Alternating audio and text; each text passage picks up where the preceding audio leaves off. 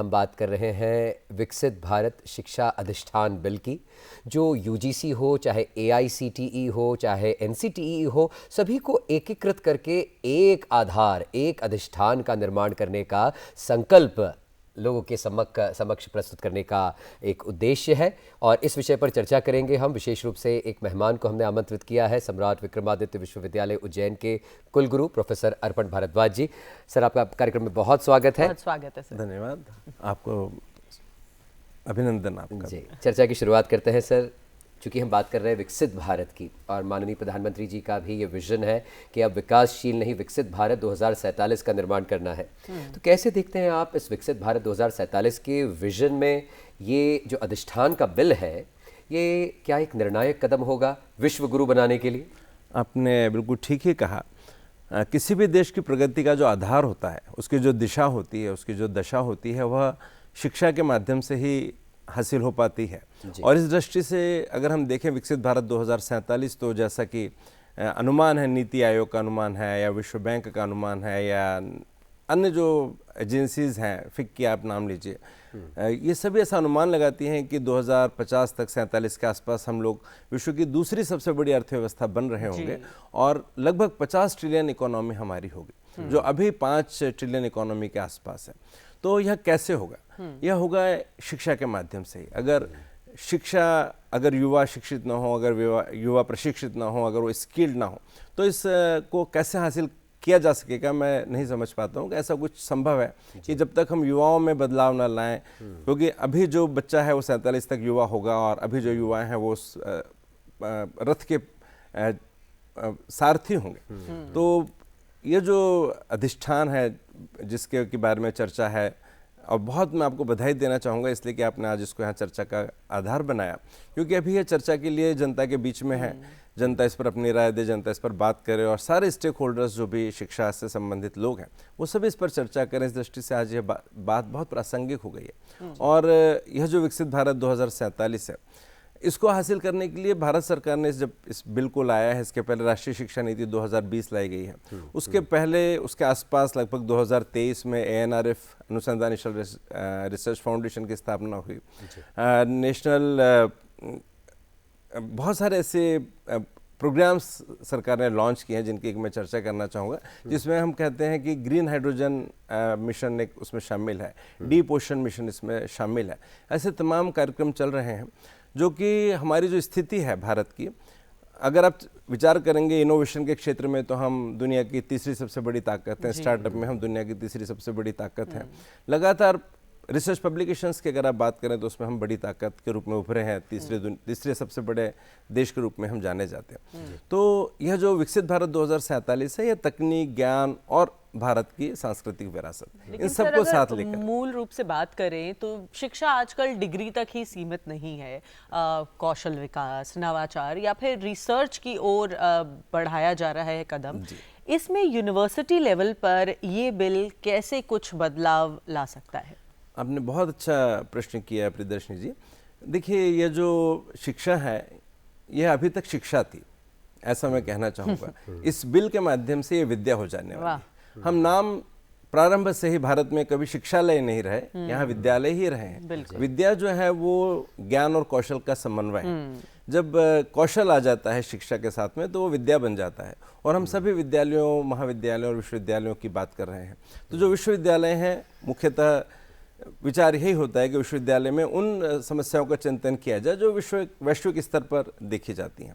तो अभी जब हम बात कर रहे हैं कौशल प्राप्त करने की, तो मुझे लगता है कि यह जो बिल है जिसकी चर्चा अभी हम आज कर रहे हैं, VBSA के नाम से इसको हम जानते हैं, विकसित भारत शिक्षा अधिष्ठान के नाम से जिसको हम जानते हैं, यह एक एकीकृत प्रणाली को लाने वाला है। अभी तक UGC, AICTE, NCTE ऐसे अलग अलग प्लेटफॉर्म्स थे जो कि अलग अलग मान्यताएं प्रदान कर रहे थे, अलग अलग दृष्टि से विचार कर रहे थे। लेकिन अब ये सभी एक अम्ब्रेला में आ जाएंगे। और अब यह विचार करना कि एक पारंपरिक शिक्षा और एक तकनीकी शिक्षा दोनों अलग अलग है। हर पारंपरिक शिक्षा का एक तकनीकी पहलू है। उस तकनीकी पहलू को विद्यार्थी जाने, वो केवल ज्ञान के आधार पर संतुष्ट हो सकता है, लेकिन कौशल को अगर प्राप्त करेगा तो उसका जीवन, जैसे मैंने आपको बताया कि 2047 में जो कार्यशील बल हमारे पास में होगा, इसको हम एक्टिव वर्क फोर्स कहते हैं, ऐसी संभावना है अनुमान है ऐसा कि लगभग 1.1 बिलियन लोग उस समय हमारे पास में ऐसे होंगे जो कि कार्य करने के योग्य होंगे। और इन 1.1 बिलियन लोगों में हमारा अंदाज ये है कि हम लोग को लगभग 80% लोगों को दक्ष करना चाहिए, ट्रेंड करना चाहिए, कुछ स्किल उनको देना चाहिए। ये प्रतिशत अभी केवल 5 और 7 के बीच में, एक बड़ा लक्ष्य है। तो ये कौन ट्रेनिंग देगा, कौन उनको काबिल बनाएगा, कौन उनको योग्य बनाएगा, जिससे विकसित भारत 2047 की संकल्पना को साकार कर सकें और हम विश्व गुरु के रूप में भी स्थापित हो। हम एक विश्व गुरु के रूप में जाने जाते थे और अब मुझे लगता है वो समय आ गया है, हमने कदम उस ओर बढ़ा दिए हैं कि हम उस रूप में जाने जाएंगे। जैसे मैंने आपको आंकड़ों से बताया कि आप पेटेंट्स की बात लीजिए, विश्व गुरु की जो संकल्पना है, जिस संकल्प की हम बात कर रहे हैं, सपने की बात कर रहे हैं, साकार होगा। लेकिन अगर रेगुलेटिंग अथॉरिटी के लिहाज से बात की जाए, अगर एक सिंगल रेगुलेटिंग बॉडी होगी तो क्या इससे अकाउंटेबिलिटी, ट्रांसपेरेंसी, जवाबदेही और ज़्यादा बढ़ेगी, क्वालिटी भी बढ़ेगी? निश्चित ही बढ़ेगी, क्योंकि अभी संस्थान जो काम कर रहे हैं अलग अलग क्षेत्रों में, वो अलग अलग प्लेटफॉर्म से अलग अलग रेगुलेटरी एजेंसीज को उन्हें जवाब देने होते हैं।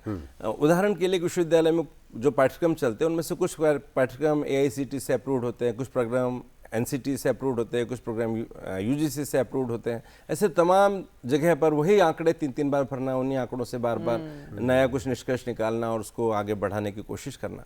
मुझे लगता है इससे निजात मिलेगी और अधिक समय प्रोडक्टिविटी पर संस्थान दे पाएंगे, विद्यार्थियों के करियर पर, विद्यार्थियों की स्किल पर, विद्यार्थियों के ज्ञान के स्तर पर वो अधिक समय अपना दे पाएंगे।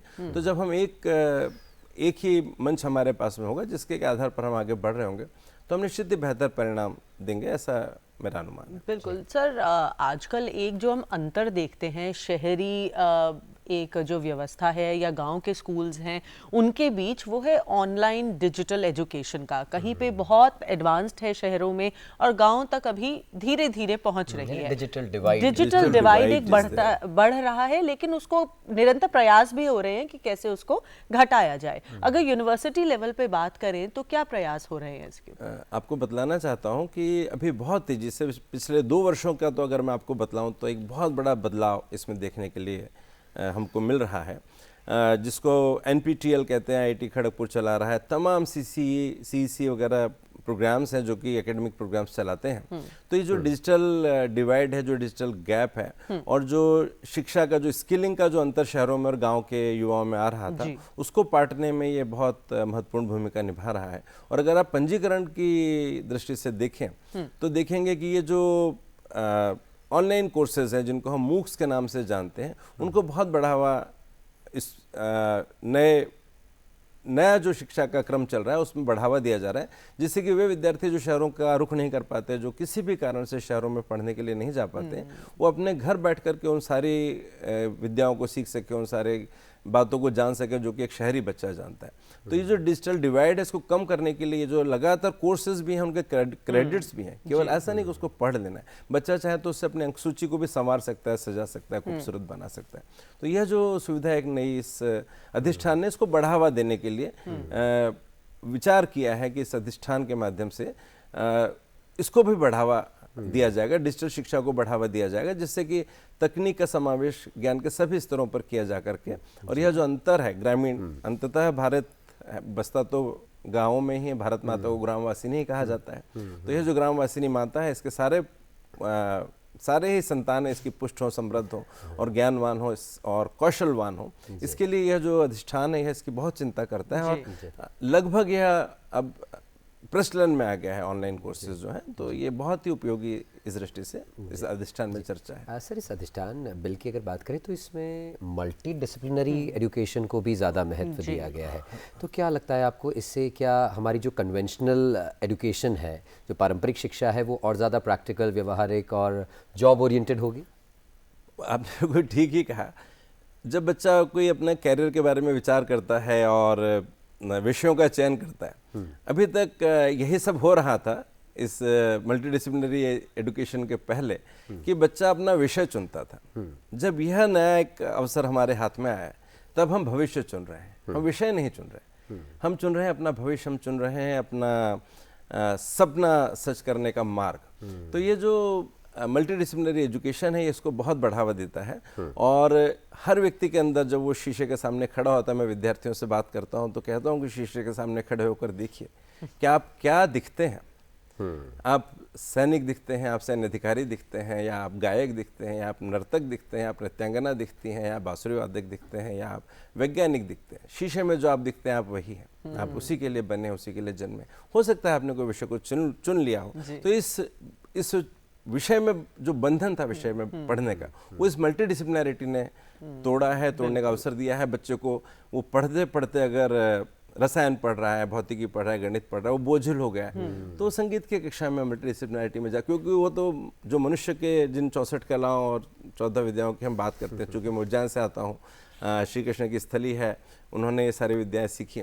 तो एक मनुष्य परिपूर्ण भी तब होता है जब वो उसके अंदर सब कुछ जीवंत होता है, सब कुछ उसके अंदर सांस लेता है, संगीत भी होता है, ज्ञान भी होता है, नृत्य भी होता है, विज्ञान भी होता है। जब सभी कुछ होता है तभी जिस होलिस्टिक डेवलपमेंट की हम बात करते हैं वो तभी हासिल हो पाता है जब मल्टीडिसिप्लिनैरिटी लाइफ में होती है। आपने सर परंपरा की बात की, श्री कृष्ण की बात की, इस बिल में भारतीय परंपरा, भारतीय भाषाओं को भी प्राथमिकता दी जाएगी, इसके बारे में आप क्या कहेंगे? ये एक बहुत अच्छा विषय इस बिल में चुना है, क्योंकि यह अध्ययन भी है और यह हम अनुभव भी करते हैं कि जो बच्चा है वो अपनी माँ की संकेतों को भी समझ लेता है। भाषा तो बहुत बाद में आती है, पहले संकेत आते हैं जीवन।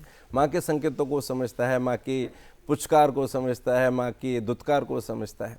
तो ये जो मातृभाषा है, जो माँ की भाषा है, जो घर में चलन में है, अगर उसमें शिक्षा दी जाएगी तो बच्चा बहुत, जैसे मैंने आपसे कहा है कि ध्वनि भी ना हो तो भी बच्चा भाषा को समझ लेता है। तो जब ध्वनि के साथ आएगा वही ज्ञान जब मातृभाषा में बच्चे को मिलेगा तो मुझे लगता है वो बहुत उपयोगी होगा और बहुत जल्दी ग्राह्य होगा। और उससे जो लक्ष्य है, हमने जो स्किल की बात करी, ये स्किल हमें सभी भाषाओं में देने का प्रयास करना चाहिए। क्योंकि जब हम ग्रामीण क्षेत्रों में जाते हैं तो हम देखते हैं कि बहुत बड़े जो प्लेटफॉर्म्स हैं, चाहे उनको आप जो भी उनको नाम आप दीजिए, लेकिन वो सामान्य तौर पर हिंदी या अंग्रेजी में ही अपनी बात कर रहे होते हैं। तो अभी हिंदी या अंग्रेजी के जानकार लोगों की संख्या कम है। इस दिशा में मैं आपको बताना चाहता हूँ कि एनपीटीईएल ने अपने अनेक कार्यक्रमों को क्षेत्रीय भाषाओं में अनुवादित भी किया, जिससे कि बच्चे अपनी मातृभाषा में सीख सकें। लगभग 8 भाषा में कई कार्यक्रमों के अनुवाद उपलब्ध हैं, जिससे कि बच्चा ये भाषा का जो बंधन उसके मतलब विकास शिक्षा के हर पहलू को हर पहलू पर हर पहलू को छू रहा है। भारत माता का संकेत है शायद कि अब हमें जो है एजुकेशन को क्वालिटी एजुकेशन बनाना है, जॉब ओरिएंटेड बनाना है,